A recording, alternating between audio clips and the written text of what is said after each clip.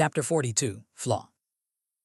Sometimes you can't make an omelet without breaking a few eggs, executing the hens who laid them on trumped-up charges, and setting the most rebellious henhouse on fire as an example to the others. Dread Empress Maleficent II. Behind me, the 15th formed into a battering ram.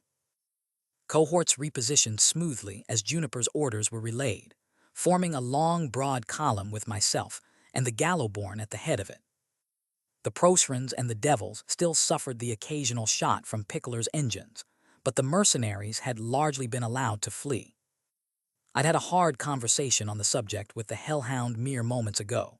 She'd been of the opinion that Nox Cabally should sweep through them, so we'd have fewer to fight inside the walls, where my legion would be constrained by the size of the streets. She'd given in, though, when I'd pointed out one important fact. Eris was after something inside the walls. She would not have burned so many bridges otherwise, resigned a commission handed to her by the Black Knight himself, and summoned and godstammed actual host of devils. This was no longer a siege, it was a race, and I'd need every soldier inside with me. Since then, what felt like too long had passed.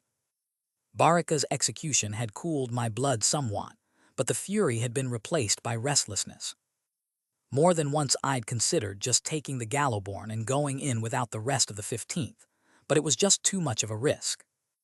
The kind I couldn't afford, not with heroes on the prowl and Eris, just one fig leaf away from open rebellion against the tower. Mazigo was still hunched over his scrying trinket, eyeing the unfolding battle inside the walls. "I thought we couldn't scry behind the city walls," I said. "The devils disrupted the wards," Apprentice replied.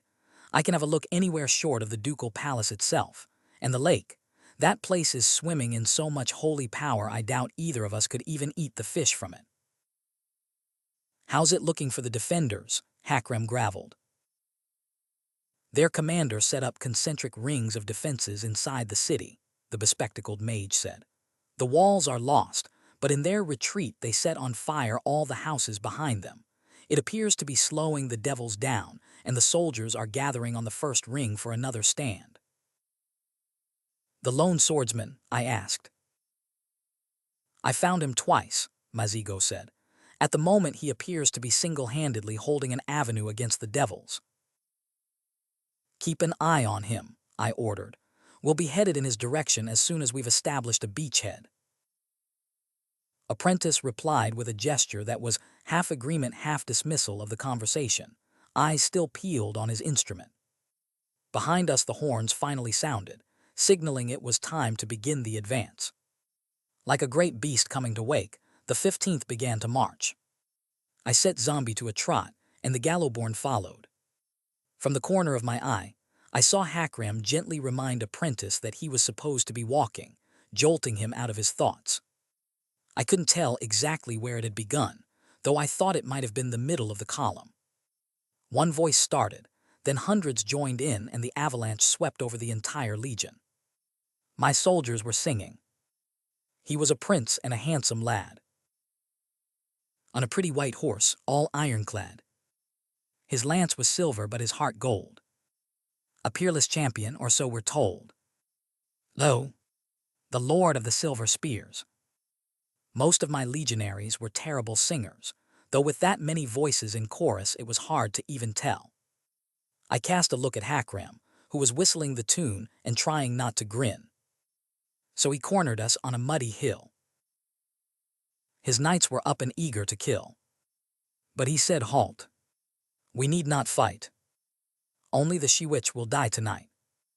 Lo, the Lord of the Silver Spears." Well, at least they were moving. The tune had been set to the cadence of a legionary's quick march, because of course it had. We got in range of bowshot from the walls fast enough, but there was no one left to shoot at us. All the defenders had retreated. That showed foresight on the part of the commander on the other side. They'd been given orders in case the walls were breached. He rode up to us and rang his horn. Called out the boss with all his scorn. Then sat there idle, proud as all hells, waiting while she bid her farewells. Lo, the Lord of the Silver Spears. The river barges were no longer smoking, but they were messy terrain to go through. The Gallowborn had to break formation around what had once been a prow, shields up and casting wary looks ahead. Hakram's axe, he changed weapons after Marchford, and proved deadlier with this one than he'd ever been with the last, had been in hand since we'd started moving. Once in a while, he nudged Mazigo in the right direction with it, since the Saninke still refused to look away from his instrument. So we shot him right through the throat. So much for that armor and all the gloat. So learn the lesson from that sad day. Fuck with the 15th and you'll pay. Lo, poor lord of the silver spears. I snorted. Well, that was one lesson to derive from 3 Hills. If singing what was essentially trash talk as they marched kept my legion's morale up, I wasn't going to mess with the formula. The Gallowborn formed a wedge as we approached the gates, slowing down. Said gates had been propped up where they were supposed to stand, but even from my saddle I could see there was nothing holding them there but their weight. Adjutant, I said. The tall orc laughed and moved forward, my personal guard splitting around him. Holstering his axe in the loop of leather he used to hold it, Hakram brought up his tower shield and hunched his shoulders. I felt his name flare up and squinted in his direction. To my senses, his name felt like something steady and large, almost like stone. It was strange that I could get even that much from him. I never had from apprentice and heiress, or even black. He bull-rushed almost faster than I could follow with the naked eye, shield impacting the metal gates with a sound like bell ringing. A heartbeat later, the whole thing toppled, falling to the ground in a cloud of dust. Almost instantly, arrows fell all round him, a pair sliding off his shield with a metallic clatter. He backpedaled, and the Gallowborn formed a ring of shields around him. Through the smoke and dust on the other side, I could see burning buildings and a handful of archers already retreating. One lingered to try to take a potshot at me, but one of my guards popped out from behind the shields and placed a bolt in his chest. The man fell, likely dead, and that was enough to make the others flee outright. Scouts, I decided. Placed here to tell William when we'd be crossing the gates. Were they still under the impression that Eris and I were working together? They couldn't be, not after Pickler had turned the ballistas on the mercenaries. It might not matter to them at all, I thought. As far as the heroes were concerned, any force, but their own managing to hold the city was a disaster. Forward, I ordered, secure the area. The Gallowborn sprang into movement as the first legionaries began catching up to us. Hune's regulars, with sappers behind them. Juniper wanted to establish at least basic fortifications around the gates, in case we had to defend the choke point from the devils. So far it looked like our taking of the entrance wouldn't be contested, but I doubted that would last. The way I saw it, the defenders had 2 problems at the moment. First, they had to hammer back the devils. Otherwise, they'd rampage across the city and kill anyone they could get their hands on. Second, they couldn't allow the 15th to dig in past the gates. If we did, there was no getting us out. Urban warfare was not a specialty of the Legions of Terror, but we had the professional soldiers and the munitions to force our way in one city block at a time. The moment Juniper had a solid beachhead, it was all downhill for them. Zombie took me past my personal guard and into the plaza behind the gates, leaving them scrambling to catch up. From the corner of my eye, I saw movement around a rooftop and instantly brought up my shield. It was a devil, one of the winged creatures I'd glimpsed earlier, looking like a hairy dwarf gargoyle with claws and bat wings. The devil sat there on top of a burning roof, apparently not inconvenienced by the smoke and flames. "Devil," I called out, "get ready for a wave." Captain Ferrier bellowed orders, and the Gallowborn tightened formation. I remained on my horse, calmly studying the devil as Hakram strode to my side. "It's not attacking," I said. The tall orc made a thoughtful sound. "Waiting for reinforcements. Eris will be trying to push deeper into the city, not hit as we enter," I said. "Otherwise she'll overextend right in front of the lone swordsman." Something that was not likely to end well for her. If Mazigo was to be believed, the hero was turning any street he was in into a one-man meat grinder. If he ever ran out of devils to kill, he'd be going on the offensive for sure. She could be looking through its eyes, Hakram suggested. More likely. No need to allow that to continue any longer. Farrier, I yelled, crossbows on the devil. Before 15 heartbeats had passed, the creature was trying and failing to duck under shots, shrieking as its leg was nailed to the thatch. It's not fighting back at all, I frowned.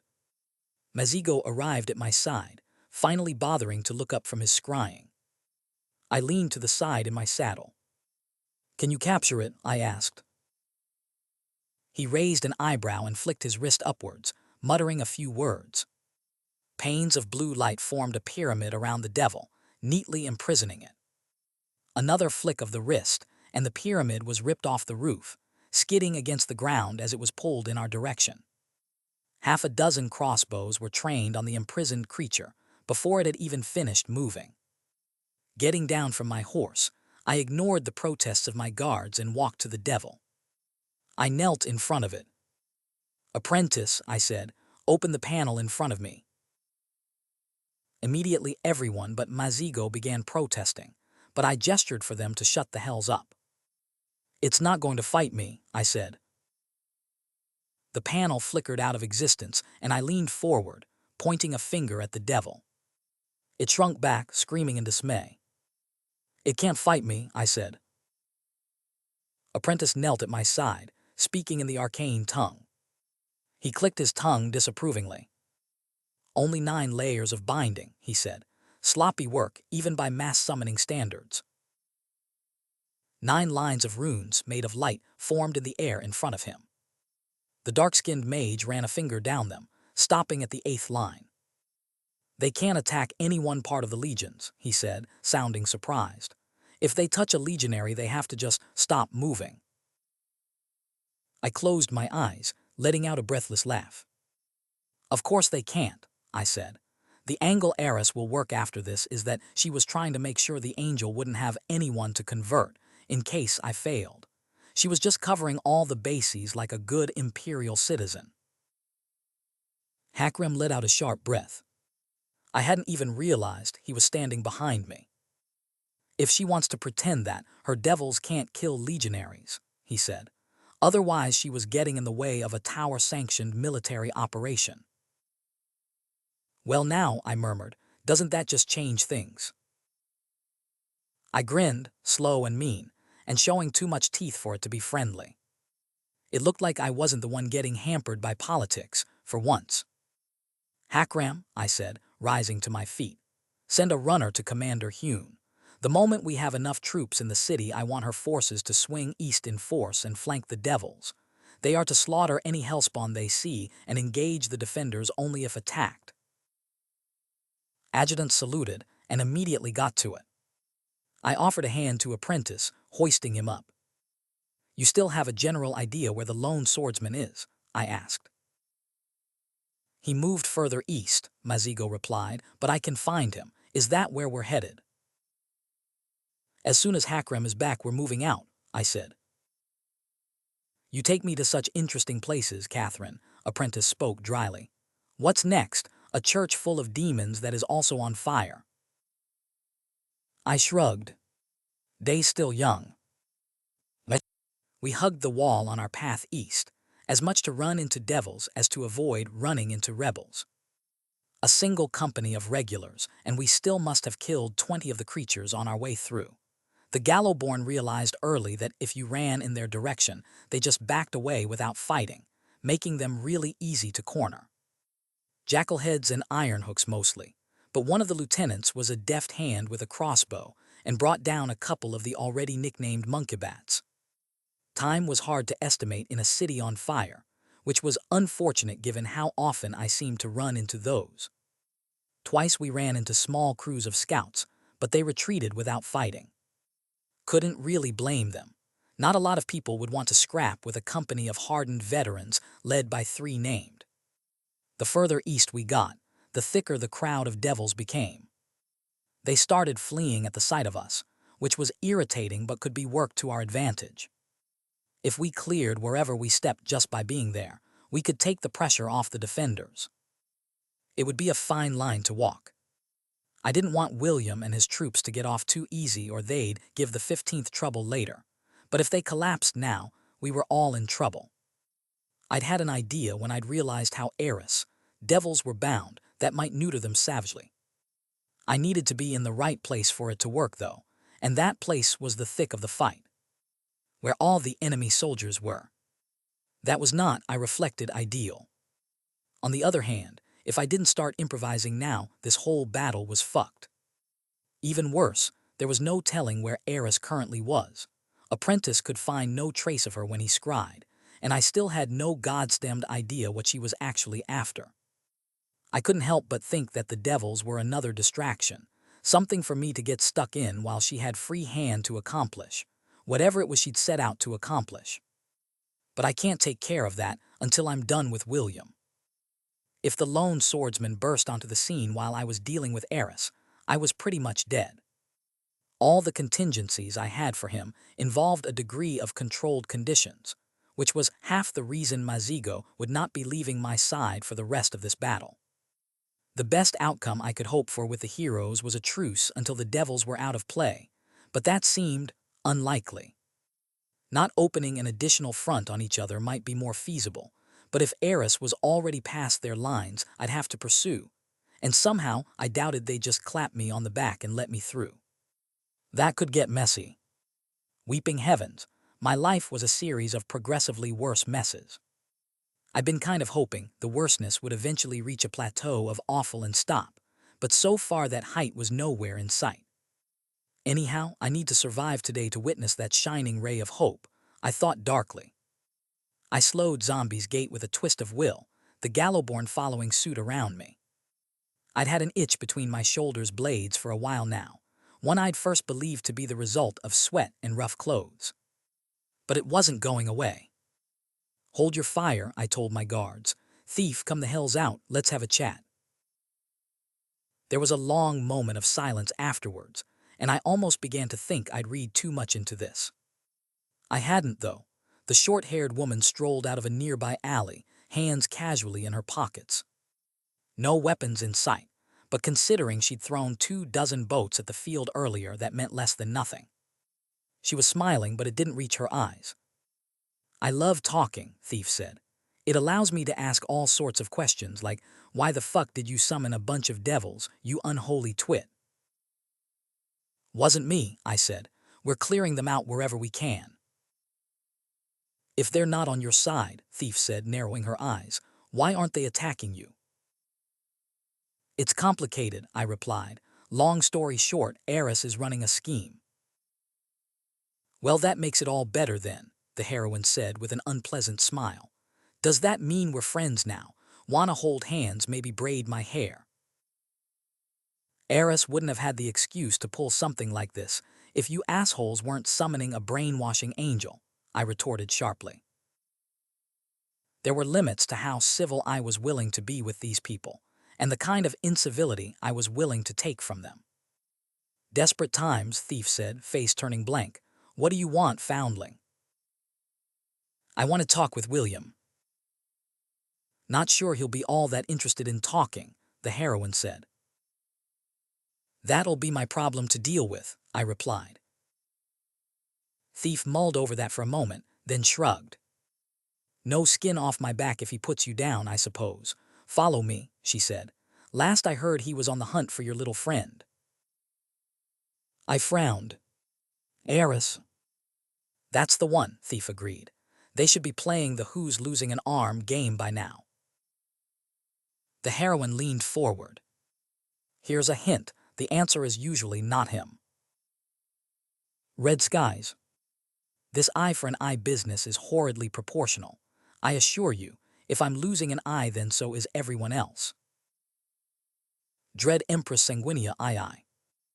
"So you're going to be fighting this warlock, I take it," Tikalosh said. The incubus was lounging in a camp chair, something Wekesa had believed to be physically impossible before being presented with the current evidence. The devil looked like a man in every way, the deception perfect unlike with some of his less cunning kindred. Smooth, dark skin and closely cropped hair, an intelligently angular face and smiling eyes. When he'd first summoned, the devil apprentice had admittedly been curious about what appearance he would take. Incubi formed their looks around the deepest desires of the individual who'd brought them into creation, though they could discard that shape at will if they so wished. There'd been no oiled-up muscles or revealed hairless chests. Tikalosh had come through dressed neatly and almost conservatively, his tastefully embroidered tunic topped by a collar that rose up almost up to his chin. It had surprised Wekissa, but somehow it felt accurate. There was a reason incubi and succubi were often summoned by practitioners seeking to perfect their craft. Learning what they truly found attractive allowed them to discover something about themselves in a subject matter where humans were in the habit of lying to themselves. To know yourself was to know your power. That is the plan, Wekissa agreed, pouring himself a drink from the carafe on the table. His tent in the camp of militia's rebel army, officially the actual rightful legions of terror, though that would have to wait on a final triumph to become reality, was a little to the side of the others, warded heavily and under instructions by Amadeus not to be disturbed. Apprentice had managed to accumulate a few creature comforts during the campaign, like a real table and a steady supply of wine, but bare necessities like a bed that wasn't a glorified block of wood or a real bathtub still escaped him.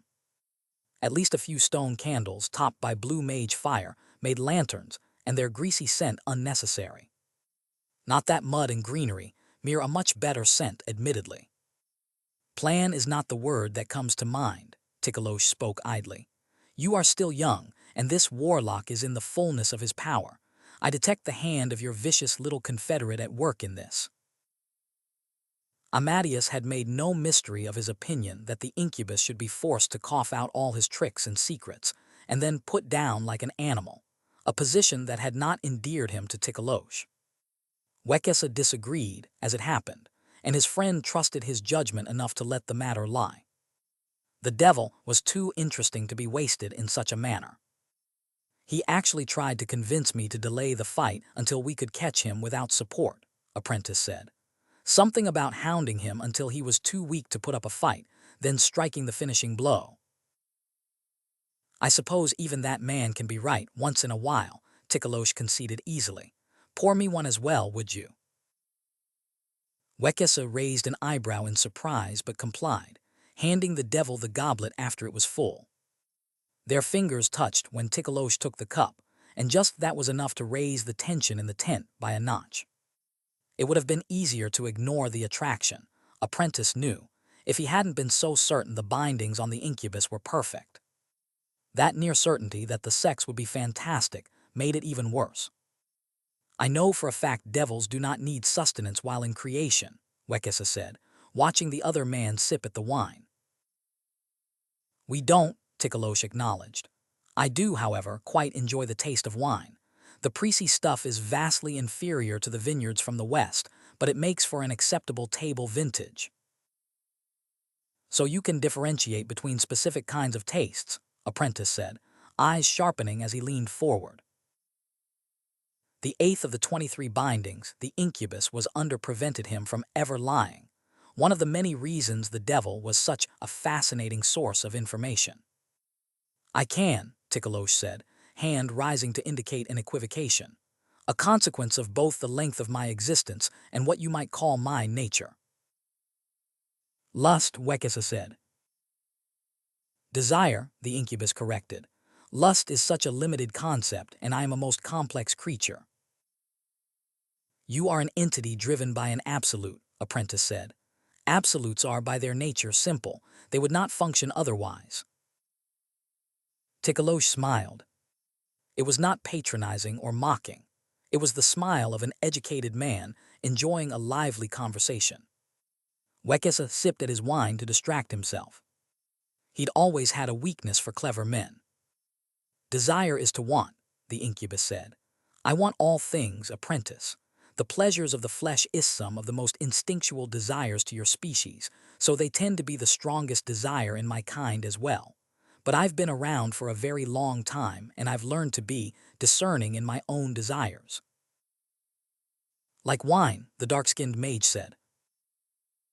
Fine meals, enjoyable conversation, and even such small things as a bath at the perfect temperature, Tikalosh said. I find beautiful calligraphy as stirring as bedsport in its own way. Wekesa eyed him thoughtfully. How old are you, Tikalosh? The devil laughed. I was first called into being when the witch queen of what you would now call the Northern Principate became dissatisfied with her husbands. I was no longer young when the Mizans first came upon the shores of this continent, blown by a storm. At least a millennium and a half, the dark-skinned mage thought. Humbling to think that the incubus would likely exist long after all he knew had crumbled to dust. Seen it all before, have you? He said. The dread empire always wounds itself, left to its own devices, Tikalosh said. This scrap is but a pittance compared to the war of 13 tyrants and one. We'll be different, Wekesa said, when we win. The incubus laughed softly. Will you? Why? I've seen your leaders, apprentice, seen what they desire. You're lucky the pale boy isn't the one aiming for the throne. He'd murder every child in this nation with his bare hands if it got him what he wants. Not that your militia is much better. The woman craves control the way a starving man craves a meal. Apprentice leaned back in his seat. And me? Have you seen what I desire? Tikalosh raised an eyebrow. Such a human gesture on such an inhuman creature. His kind really were the most skillfully deceptive devils could get. The impersonation was flawless. You know my bindings prevent me from doing so. I'll just tell you then, Wekesa chuckled. I want to do magic. The devil cocked his head to the side. Simple, isn't it? The dark-skinned mage said. I wouldn't say that at all, the incubus replied softly. All of this, Wekesa gestured broadly. The backstabbing, the politics, the war, it bores me. I want to dissect the world, Tikalosh, to open up creation and see where the gods trace their boundaries in blood and power. How blasphemous, the devil said delightedly. We will be different, Apprentice said. For the same reason we keep beating opponents out of our league. They think they're strong because they've accumulated power and we haven't, but that's a fundamental misunderstanding. We've never used our own strength. We let creation win for us. You seem remarkably lucid. For a madman, Tikalosh noted.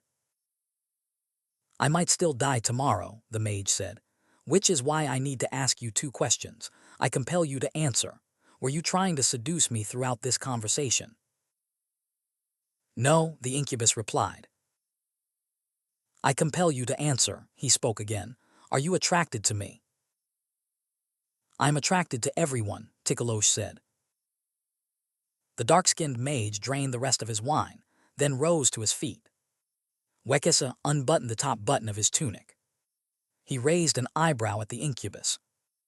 Well, he said, what are we waiting for then?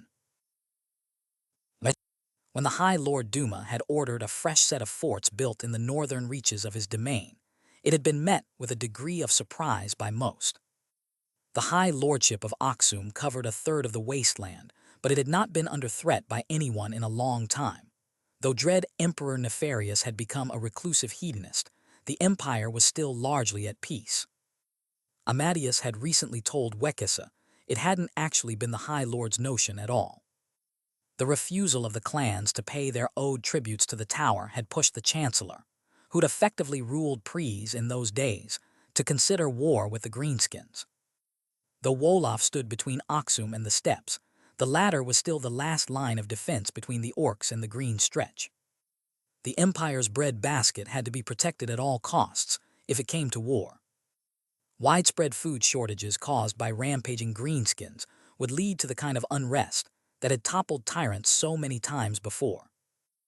Now those same fortifications served to hinder the advance of a rebel army, though admittedly its ranks were filled with Greenskins as had been feared. Amadeus had a way with them, especially the Orcs, and the Chancellor had forced the entire species to take sides through the famous debacle that was the Night of Red Winds. A costly mistake, thinking that wiping out an entire clan would cow the rest. Now that act of treachery was the battle cry of 10,000s of angry orcs, all of them fighting for the rights of dread Empress Militia as the rightful ruler of Pries. Under Amadeus and Grem One-Eye, the rebels were flying from victory to victory, and Alea was using that as leverage to bring the fence-sitters among the High Lords to their side. Already Nock had declared for them, and word was Cotton might do the same soon. All very promising, if hopelessly uninteresting to Apprentice.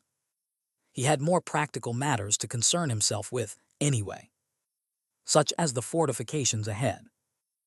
The hill fort in front of him was the northernmost in the defensive lines of Aksum, and every attempt by their little rebellion to even assess what forces were inside had been met with abject failure.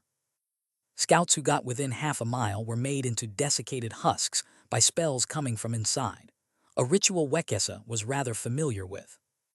He'd learned the underlying concepts of it when he'd been one of the many apprentices assigned to the warlock. Before the man had tried to kill him, and then sent monsters to hunt him when Wekesa managed to escape.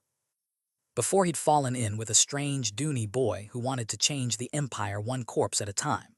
Before he'd met a sly-humored waitress who would be forced into the seraglio by the whims of a broken madman. He'd incurred a debt when he'd left the warlock's tutelage, one that predated the family he'd found since. This was his account to settle, and he'd looked forward to it for a very long time. Apprentice had garbed himself in a well-fitted set of clothes for the occasion. A traditional Saninke Agbada, though cut a little more closely than was currently the fashion. The garb came in 3 parts, a pair of loose dark gray trousers that narrowed around the ankles, a long-sleeved shirt of the same color, and the garnet, open-stitched sleeveless gown worn over them both.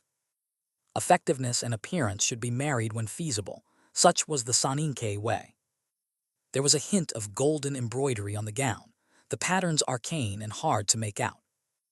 The patterns strengthened the shield amulet he wore under his clothes, which was quite necessary. He'd sunk a lot of power into the defense, but his opponent was in another league entirely. Wekesa had always known he was strong in sorcery, abnormally so for one not born to a cultivated bloodline, but inborn talent was no match for decades upon decades of accumulated power and infernal pacts. The fort was basic, he saw, likely because High Lord Duma had skimmed off the top of the funds provided to him by the tower for their construction. A single ring wall stood close to the summit of the hill, with a squat tower inside. Wekesa was close enough to make out the silhouettes on that wall now, the 2 dozens of mages flanking the middle-aged Tagreb with a prominent hook nose he'd once looked up to as a teacher. Twice on his way down the dirt path, the amulet under his clothes had warmed against his skin, a sign the warlock had tried and failed to evaporate all the water inside his body. Apprentice strolled up to the fort, only stopping 30 feet or so away from the gates. The warlock looked like he was about to talk, so he fished out the stone in his pocket and threw it in the man's direction. It bounced off an invisible wall, getting lost somewhere on the battlements. "A tracking charm," the warlock sneered. "That's what you're bringing to the table." Wekesa took out his dragonbone pipe, casually stuffing it with bang. He struck a match and lit it, inhaling the herbs with a small sigh of pleasure. "I'm out of juice," Apprentice replied honestly. "Couldn't even light this pipe with a bit of flame if I wanted to." "Disappointing," Warlock said, "though you were ever a disappointment." "Why?" Wekesa asked. "Because I wouldn't let you feed me to a devil so you'd get a cut of my magic." "A bargain was struck," the older name said, "and I will yet get my due. Did you think just a shield would be enough to stop me? It may have been crafted skillfully, boy, but my power has grown since we last met." "I can feel your minions probing it," Apprentice noted. "I imagine as soon as they find the fault lines you'll start hammering at them." "That was always your weakness, Wekesa," the warlock said. "You're too feeble on the offensive, so much raw power at your disposal, and you chose to specialize in an inferior branch of sorcery." "Wards are the purest form of sorcery there is," the dark-skinned mage disagreed, inhaling the smoke and blowing it out. Wards are boundaries, and when you look at it with clear eyes, creation is nothing but a set of interlocked boundaries set by the gods. One of the minions leaned close to the named, whispering. Warlock pushed the woman away. "You really are powerless," his old teacher said. "You come to fight me incapable of casting." "Well, I've already cast 3 spells today," Wekis mused. "I can only wring out so much power out of this body without getting wrinkles, and who wants that?" "Lord Warlock," another minion called out, "look up." Apprentice did not have to look to know what they'd noticed. Red skies as far as the eye could see. The 3rd spell he'd cast that morning was beginning to take effect, right on time. Already drops of liquid fire were starting to rain, pattering against his shield. One of the minions was set aflame and began screaming as the hellflame spread all over his body and consumed him in a matter of moments. The others hastily put up shields of their own. "Is this all you could manage?" Warlock mocked. "A meager rain of flame? I taught you better than that. Shaping a spell like this will drain your power for an effect any half-baked practitioner can protect themselves from, only worth using against the giftless." "I didn't," Wekisa said. "Create a hellstorm, that is." The older named looked taken aback. "You lie," he said, beginning to smell the rat. Apprentice blew out a stream of smoke, smiling serenely. "You said it yourself, Warlock," he replied. "I'm just a ward specialist. Fighting you in a casting war was always doomed to failure. You have reserves of nastiness you haven't even begun to tap into, I'm sure." "You broke a boundary," the Tagreb cursed. "Weakened," Apprentice corrected. "Temporarily, and only for entities meeting certain parameters. Still took everything I had left."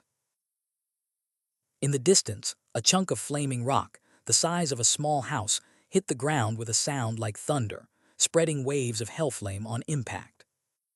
"And you were wrong, by the way," Wekisa continued. "Earlier, it wasn't a tracking charm, it was a homing one. The stone that was passing into creation from one of the lesser hells was the size of a fortress this time. Apprentice had aligned the boundaries so it would be just above the hill fort, and ensured it would hit with the homing charm. The Warlock crushed the pebble he'd thrown into dust with a single word, but it was too late for that to change anything. Now the laws of creation were ensuring the trajectory. Maybe if they'd seen the stone coming sooner, they might have managed to stop it, but the only mage with the talent to do that was the Warlock, and Wekisa had kept him talking, knowing the older man would not be able to resist gloating. So now, watching the other named invoke half a dozen devil packs to try to break the trajectory and fail against the weight of thousands and thousands of pounds of rock, Apprentice continued smiling and enjoyed his pipe. His own shield, designed over months of careful work until he'd finally granted it power into it that morning, had been crafted to keep him safe specifically through this event. Howling winds and eldritch fire blew around his protective bubble, but he was safe underneath, watching his enemies be crushed by what was effectively a small mountain of rock and unholy fire. Eventually, he was able to see again, and he felt his name fill like a glass of wine. As far as he could see, in all directions, this corner of creation had been turned into a hellish wasteland of stone and flame. Casually emptying his pipe on the ground, Warlock began the trek back to camp.